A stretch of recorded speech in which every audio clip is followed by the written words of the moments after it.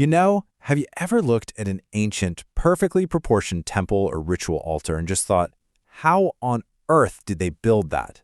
How did these ancient mathematicians solve incredibly complex spatial puzzles and create these mathematically perfect geometric structures centuries before we had calculators or modern drafting tools?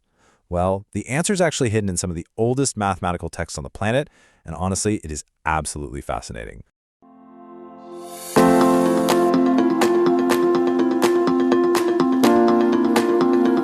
Welcome to This Explainer. Today, we're going to unpack some truly brilliant mathematical secrets hidden right inside ancient Vedic texts. We're talking about the incredibly elegant system of Bodhayan numbers and Vedic geometry. For these early scholars, numbers weren't just some abstract concept to debate, they were literal tools used to build the physical world around them. Okay, here is our roadmap for today. First, we're defining Bodhayan numbers. Second, we'll look at their roots in the Shulba-Sutras. Third, we're breaking down two methods of integration. Fourth, scaling by a constant. And finally, we'll wrap up with some real-world, practical applications. Section 1. Defining Bodhayan numbers. So, what exactly is a Bodhayan number? Basically, it's the numerical expression of the relationship between three specific sides of a right-angled triangle. We're talking about the base, the perpendicular, and the hypotenuse. Now, if you're sitting there thinking, wait a second, that sounds exactly like Pythagorean triples, well, you hit the nail on the head. You're totally right. But today, we're looking at this through the lens of ancient Vedic scholars, who actually used these relationships to solve highly specific architectural and ritual demands. And this is where it gets really cool, because we can directly bridge our modern geometry with the authentic terminology they used back then. The ancient scholars had very specific words for these sides. Bhuj represents the base, or the horizontal side. Koti is the perpendicular, vertical side, and Karn is the hypotenuse, that long side stretching across the middle. Getting a handle on this vocabulary is really our master key to decoding these ancient texts. Section 2. Roots in the Shulba-Sutras. So, our primary source material here is the Katyayana Shulba-Sutra, more specifically verse 6.7 of this foundational text. This verse is the literal blueprint for how these ancient scholars derived those perfectly proportioned right-angled triangles. And here's the thing, they weren't just guessing these numbers through trial and error. No, they discovered them through a highly visual geometric process known as the integration of squares. Here's how they actually pulled this off, step by step. First, you take a square of a specific measure. Then, you integrate or essentially add it to a second square that you've mathematically derived from the first one. When you combine those two areas, you form a predictably larger new square. What they realized, which is just brilliant, is that the sides of these three squares perfectly matched the Bhuj, Koti, and Karn of a right-angled triangle. It's literally the visual manifestation of an algebraic equation. Section 3. Two methods of integration. All right, so the really crucial thing to understand here is the contrast between the two main methods they used. The first method is integration by unit increments. This formula is designed so the resulting hypotenuse is exactly 1 unit larger than the perpendicular side. Then you have the second method, integration through doubled measures. This one yields a hypotenuse that is exactly 2 units larger than the perpendicular side. Having both of these methods gave ancient builders an incredible amount of flexibility, depending on exactly what dimensions they needed to construct.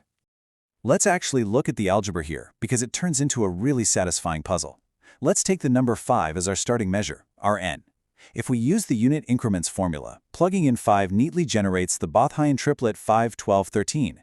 Notice how 13 is exactly 1 unit larger than 12? Now let's try the doubled measures formula. Plugging in that same 5 gives us 10, 24, 26. And right there, 26 is exactly 2 units larger than 24. They had these formulas mapped out perfectly. Section 4. Scaling by a constant. Now, we're getting into what's known as the scaling method. According to the Shulba-Sutra, once you have a base triplet, say our 3, 4, 5 triangle, you aren't just stuck with those specific dimensions.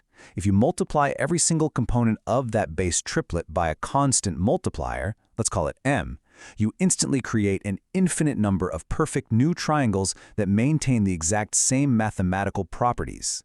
Let's see this actually in action. Take that classic 3, 4, 5 Bodhayan triplet and multiply it by a constant of 2.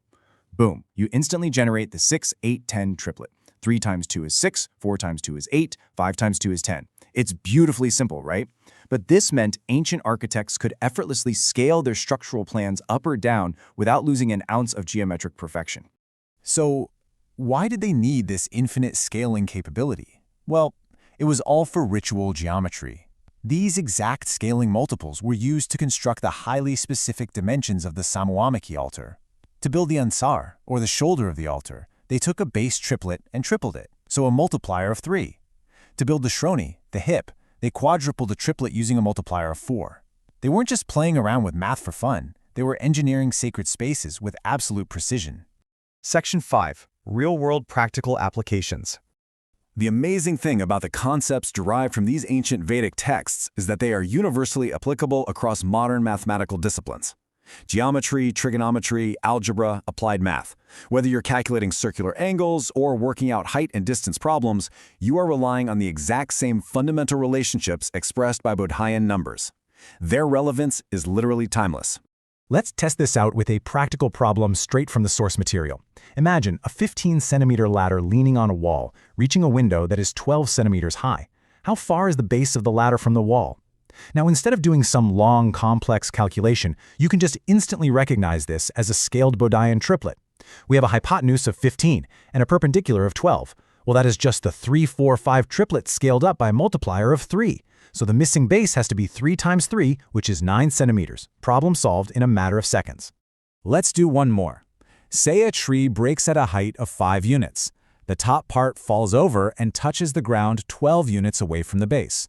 What was the total original height of the tree? Once again, Bodhayan triplets make this a breeze. We have a perpendicular of 5 and a base of 12.